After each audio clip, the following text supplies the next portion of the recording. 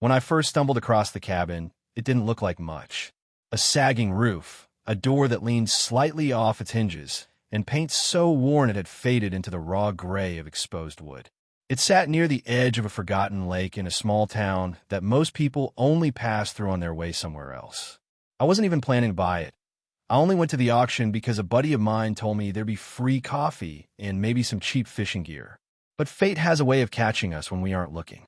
The cabin was listed last, almost as an afterthought. The auctioneer seemed tired by the time he read its details. Old cabin by Miller's Lake. Unpaid taxes, starting bid at 25 cents. I thought he was joking. 25 cents wouldn't buy a stick of gum anymore, let alone a building with land. No one else raised a hand. Maybe it was the way he said it.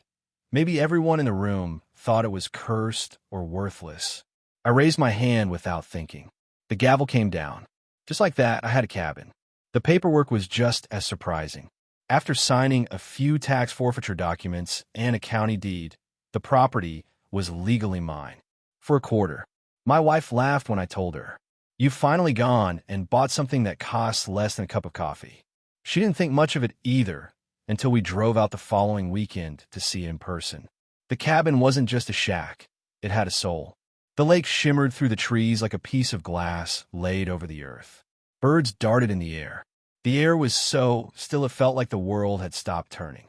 We spent the first summer fixing it up. My wife painted the inside walls while I patched the roof. Our kids, though grown, came by with their families to help clear brush and repair the dock.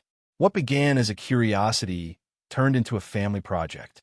The laughter, the meals we cooked over open fires, the evenings spent on rocking chairs listening to crickets, it gave us something money couldn't buy.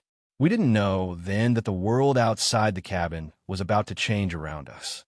The following spring, a large real estate development company came sniffing around the lake. They bought parcels, built luxury homes, and advertised Miller's Lake as the hidden gem of the state. People with money started moving in, and suddenly, that quiet, forgotten lake became prime real estate. My little cabin, once thought worthless, now sat on a piece of land valued in the millions. One of those sleek houses across the water sold for nearly $4 million, and they didn't even have the view we did. It was flattering at first. Real estate agents left notes on our door offering to buy. One man even knocked, waving a blank check. "Name your price," he said with a grin. I smiled politely and told him the cabin wasn't for sale. But inside, I was shocked when I learned the appraiser's report. Our property, purchased for 25 cents, was now valued at around $10 million. $10 million for a cabin we bought on a whim. It was enough to retire twice over, to set our grandchildren up for life. But we didn't want to sell. Money couldn't replace what the place meant to us. That's when the trouble began. A new homeowners association had formed, run by the same wealthy newcomers who built their vacation homes around the lake. They called it the Miller's Lake Community Association, and they claimed to preserve the beauty and integrity of the area. At first, it sounded harmless. But soon, letters started arriving in our mailbox. Thinly veiled demands dressed up as neighborly requests. They said our cabin didn't meet the architectural standards of the lake. They said our dock was not compliant with their new regulations. They even tried to fine us for using the old gravel road instead of the designated paved entryway. I laughed at the first letter, thinking it was some mistake. We weren't part of their HOA.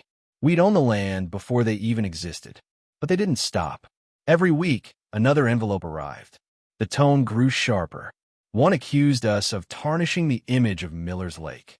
Another claimed that because we hadn't applied for membership, the association had authority to claim the cabin and reassign the deed to someone who upheld community values.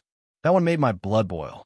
My wife, usually patient and soft-spoken, slammed the letter down on the kitchen counter. "They're trying to steal what's ours," she said. It didn't stop at letters. One Saturday, we arrived to find a bright red sign staked into the ground by our driveway. "This property is in violation of HOA regulations." Neighbors driving by slowed down to look, some shaking their heads as if we were criminals. A week later, someone padlocked the gate to our dock. We had to cut it off just to fish. The harassment was escalating, and it was starting to feel like we were under siege. I called the sheriff's office. The deputy chuckled when he heard the story. Sir, you're not part of that HOA. They've got no authority over you. That should have been the end of it. But these people weren't just rich, they were relentless. They filed a civil suit claiming that our cabin fell within the association's jurisdiction. They argued we'd benefited from the shared lake road and that by implied agreement, we were subject to their rules. Reading their complaint felt surreal, like a bad dream. They wanted to take ownership of our land.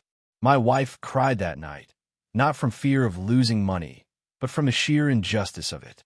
I hired a lawyer. Not just any lawyer, but a seasoned property rights attorney who had seen HOAs try tricks like this before. He told us to stand firm, that the deed we held was ironclad. You bought this fair and square for the county, he said. Their HOA wasn't even formed when you purchased it. They don't have a legal leg to stand on. But still, months dragged on with hearings, filings, and fees piling up. The stress took its toll. We stopped inviting family to the cabin, worried about confrontation. My wife avoided going alone, fearing some act of vandalism. Then came the turning point. During one of the hearings, the HOA's president, a man who owned a sprawling lakefront mansion, testified that our cabin devalued the community. He called it a shack and an eyesore. My lawyer calmly asked him when he moved to the lake. 2 years ago, the man replied proudly. My lawyer then held up our deed. My clients bought their property 3 years ago. They built their lives here before you ever set foot on Miller's Lake. Who's really the intruder? The courtroom went silent. Even the judge raised an eyebrow. From that moment, the tide shifted. The judge ruled that the HOA had no authority over our land. He even reprimanded them for harassment and ordered them to remove all fines, signs, and claims. When we walked out of that courthouse, my wife squeezed my hand with tears in her eyes. We'd won. The cabin was safe. But the story didn't end with a legal victory. Something inside us changed through the ordeal. We realized how quickly greed can blind people, how fragile peace can be when threatened by power. We also realized the strength of standing your ground, even when the odds seemed stacked. Our cabin wasn't just worth money. It was worth fighting for because it represented something deeper. Family, heritage, the value of simple joys that no check could buy. We still get offers in the mail, sometimes with ridiculous numbers written on them. 10 million, 11 million, one even offered 12. But every summer, when we sit on the porch watching our grandkids chase fireflies, I know we made the right choice. That cabin, bought for 25 cents, became a priceless part of our lives. And when I think back on those battles with the HOA, I don't feel anger anymore. I feel grateful that life gave me a chance to learn one of its greatest lessons. The richest people aren't the ones with the biggest houses, but the ones who know the true value of home.